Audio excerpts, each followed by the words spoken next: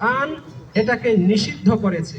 আল কোরআনুল কারীমে আল্লাহ রাব্বুল আলামিন বলছেন, লা ইন লাম ইয়ানতাহিল মুনাফিকুন ওয়াল্লাযীনা ফী কুলুবিহিম মারাদ ওয়াল মুরজিফুনা ফিল মাদীনাহ লানুগরিয়ান্নাকা বিহিম সুম্মা লা ইউজাবিরুনাকা ফীহা ইল্লা কলিলা।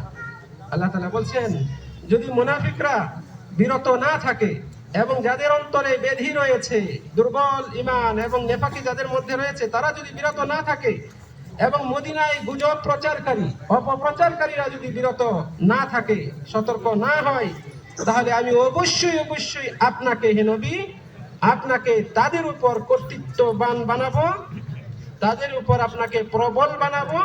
ফলে তারা অল্প সংখ্যক ছাড়া আর কেউ আপনার পাশে প্রতিবেশী হয়ে থাকতে পারবে না।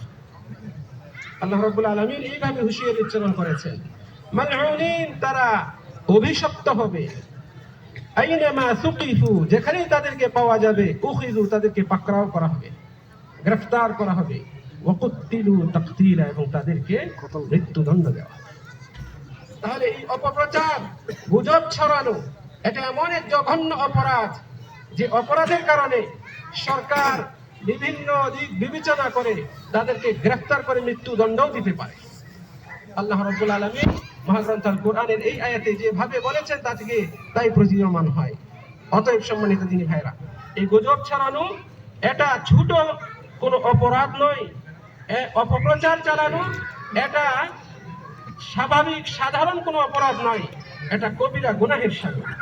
আমাদেরকে অবশ্যই বিষয়ে সতর্ক থাকতে হবে।